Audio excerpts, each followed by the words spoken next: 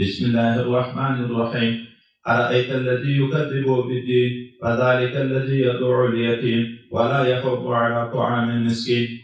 دا سورة معون ده اولنی درې آیاتونه مکی دي، اخرنی څلور آیاتونه مدني دي، مجموعه و آیات ده.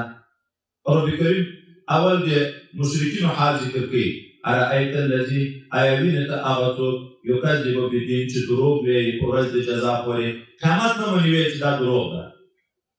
فذلك الذي دغه سړی چې دا ولې پېژندو چې قیامت نه مني، دغه سړی یدعو الیتیم راټي شړي یتیم. په انسانانو کې یتیم هغه څوک ده چې پلار یې مړ وي، دی بالغ نه وي. حیواناتو کې یتیم چې مور یې مړه شي، په مرغانو کې یتیم چې مور او پلار یې دواړه مړه شي، ځکه د بچیو تربیه مور او پلار دواړه کوي. یتیم پلار مړی چې پلار یې مړ وي او دی تنکی وي، د دغه خدمت الله ته څومره قبول ده، په دغه شفقت الله ته څومره قبول ده. حضرت پیغمبر صلی الله علیه وسلم فرمایي زه او کافر د یتیم سرپرست یتیم په جنت کې به داسې سره نږدې یو ځای. خو چې څوک په یتیم د قهر چاپېړ پورته کړي،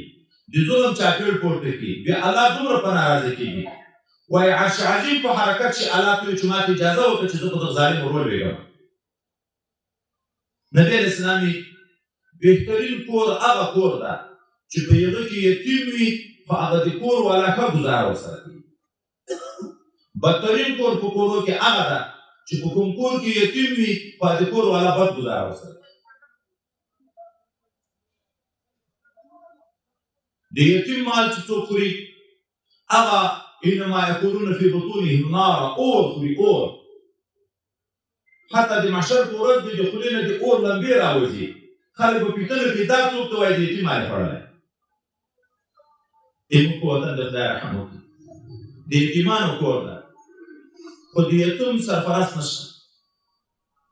کور د یتیمانو ده، د کونډو ده، د مظلومانو ده، خو د شفقت لا څوک نه پکې دی. دا خو د افتخار ځای ده چې دلته مونږ پام وي چې د یو ملک خلک په قیامت کې په قسمه قسم نومو جنت ته ځي. څوک د شهید په نامه جنت ته روان وي، څوک د یتیم په نامه، څوک د کونډې په نامه، څوک د بندي په نامه، څوک د زخمي په نامه، څوک د مظلوم په نامه جنت ته روان وي. دا خو د هغو دپاره سعادت ده. خو د هغه خلکو په حال افسوس ده چې هغه بیا د دوی په سر جهنم ته روان وي، چې په کونډو ظلم کوي، په یتیمانو ظلم کوي، په مسکینانو ظلم کوي، په عاجز ظلم کوي، او هغه باندې بیا د قیامت په ورځ ټول د دغه امیر صاحب په غاړه کې لاس وي چې ای الله دغه امیر دې ما حقوق پیمانه کړي دي، دا د موږ سرپرست و، د موږ مشر و، خو د موږ د شان خدمتونه ده نه دي کړي، په موږ شفقت نه ده کړی، د ظالم لاس چې موږ نه ده منې کړی، بلکې ظالمان یې تقویه کول او په موږ باندې دغسې ظلمونه نور هم زیاتېده. دغو خلکو په حال باندې ډېر افسوس ده چې ډېرو خلکو لاسونه د ده په ګریوان کې. نبي علیه السلام یې مفلس څوک ده؟ خلک ورته چې روپۍ نه لري، وایي نه، لوی مفلس هغه څوک ده چې جنت کې ډېر لمونځونه، روژې، زکاتونه، حجونه، جهادونه، ډېر عبادت د ځان سره راوړي، خو ورسره مظلومانو باندې ظلمونه هم ډېر کړي، یو ویلی، یو وژلی، یو زخمي کړی، یو بې عزته کړی، دیونه مال وړی. دا ټول دا چې د خدای پاک په حضور کې عاجزي وکړي چې دغه امیر صاحب، دغه مشر زه ویلی یم، دغه بې ځایه زه سپه کړی یم، دغه د ما مال خوړلی، دغه زه وژلی یم. دا د ده نیکي په قیامت کې چې دا ډېره سرمایه، ډېر صوفیتوب یې کړی، لمونځونه، روژې، دغه به د ده نه ورخیستی کېږي، هغه مظلومانو ته به ورکول کېږي چې په دغو یې حقوق نه شي خلاص. بیا به د یغو مظلومانو ګناوې راخیستی کېږي، که یغو ګناوې کړي ده ته به ورکول کېږي. ده نیکي ټولې د یغو شوې او د یغو ګناوې د ده شوې. ده به ګناوې ډېرې شي چې عذاب جهنم یې ډېر شي، او د هغه نیکۍ ډېرې شي چې په جنت کې خدای په غټ مقام ورکړي. فذلک الذي يدعو اليتیم، دغه سړی چې دا ولې پېژندو چې قیامت نه مني، د هغه تکذیب کوي، دغه یتیم رټي. ولا یحض علی طعام المسکین، او یو بل ته ترغیب هم نه ورکوي په همدردۍ د مسکینانو طعام د مسکینانو چې دا مسکینان دي دغو سره څه کومک وکړئ د مظلومانو یتیمانو کونډو سره څه کومک وکړئ فویل للمصلین هلاکت او افسوس ده کنده د دوزخ ده خرابي ده لپاره د لمونځ کوونکي کوم لمونځ کوونکي جهنم کنده ده لمونځ کوونکي ته کوم لمونځ کوونکي الذین هم عن صلاتهم ساهون هغه لمونځ کوونکي چې د خپل لمانځه نه غافل وي بېخبره وي دغه اوس څو صورتونه دي دا چې لمونځ یې بیخي ویر ده لمونځ بخي کوي نه الله وی د دغه سړي لپاره جهنم کنده ده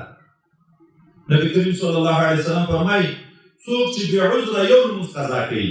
بې عذره دغه به په قیامت کې د فرعون د حامان د قارون د ابی بن خلف چې دا غټ کافران په دنیا کې تېر شوي دي دغو سره به یو ځای کېږي داسې سخت عذاب به خدای پاک ورکوي نو یوه معنا ده چې د خپلو لمانځو نه غافل یې پروا یې نه لري چې وخت لمانځه ده وخت په تېرېږي او دی لمونځ نه کوي الله وایي د دغو خلکو دپاره جهنم کنده ده دوم په لمانځه خو ولاړ ده په لمانځه ولاړ ده خو یې خپل لمانځه نه غافله ده چې زه د چا سره غږېږم لمونځ د الله تعالی سره خبرې دي د خدای پاک په حضور کې پیشي ده او هغه ذات ته چې زموږ په زړونو خبر ده لمونځ هغه غواړي قد افلح المؤمنون الذين هم في صلاتهم خاشعون چې په زړه کې به هم د خدای نه ډارېږي یو مجرم په صفت د خدای حضور ته ولاړ داسې حضور به برابرېږي اوس نو په لمانځه ولاړ ده خو د خپل لمانځه نه غافله ده چې زه په لمانځه لګیا یم که زه په دوکانداري لګیا یم چورتې دوکانداري وي چورتې زمینداري وي چورت د هغو ګناهونه وي چې په کومو ګناهو مبتلا ده ورسودا یې چې کوم شي ته د هغه پکې سوچ بند ده ولاړ په لمانځه ده خو د خپل لمانځه نه غافل ده قرائت امام نه ده خبر چې امام څه وویلې په سهو د امام نه ده خبر چې لمونځ یې پوره کړو که لمونځ یې پوره نه ده امام په چورتو وي سوچونه او فکرونه یې مقتدیان په سوچو په فکرو وي نو یو تفسیر یې دا ده چې د خپل لمانځه نه د عین د لمانځه په وخت کې غافل وي د خپل لمانځه نه عین د لمانځه په وخت کې غافل وي اگر که بعضې مفسرین خو هغه بله معنا راجح بولي وایي چې دا د خدای رحم ده چې داسې ویلې الذین هم عن صلاتهم ساهون داسې ونه ویلې الذین هم فی صلاتهم ساهون چې نه په لمانځه کې غافل وي داسې ویلې چې د لمانځه نه غافل وي یعنې د باندې نه غافل وي خو دوم قول دلته دا نه نقل کړی چې نه دلته هم ویلی کېږي چې په لمانځه ولاړ ده خو د خپل لمانځه نه غافله ده الذین هغه کسانو دپاره جهنم کنده ده چې لمونځ خو کوي هغه لمونځ کوونکي دپاره جهنم کنده ده خو د خدای رضا یې مطلب نه وي الذین هم یراءون هغه لمونځ کوونکي چې خلکو ته په خپل عمل باندې ځان ورکوي د دې وجه نه حضرت صلی الله علیه وسلم ویل چې خلک دي په یوه وخت کې لمونځ کوي چې خلک نه وي مخصوصا چې کور کې وکړي د سهار په کور کې وکړي د لمونځ پاتې ده یا د خلکو د وړاندې ښه په سوکه لمونځ کوي خو چې څوک یې بیا نه ویني بیا یې د لمانځه نه د قومیت درکې نه د جلسې درکې د دغو ریاکارو دپاره هم کنده د جهنم ده ویمنعون الماعون او هغه کسانو هغه لمونځ کوونکي دپاره هغه مسلمانانو دپاره هم کنده د جهنم ده چې دوی منې کوي ماعون د کومک د معاونت شی نبی علیه السلام یې د ماعون ادنا مقام هغه کم شی د ماعون دغه ته ویل کېږي لکه دا یو همسایه بل همسایه ته کله وي لږ مالګه بني اور پخوا خو دا کوټیان ډېر نه وو دا یې تاسې د کور نه به لږ اور رانه کړي چا ورته ویلې په اور او په مالګه کې هم دومره غټ شی ده چې څوک یې منې کړي بیا یې هغو ته هلاکت ده نبي علیه السلام ورته ویل ولې نه دا تاسو ته کم برېښي کوم اور چې تا ورکړو بل همسایه ته یو چې په دغو اور څومره شی پاخه کړه لکه هغه ټول چې تا په صدقه کړي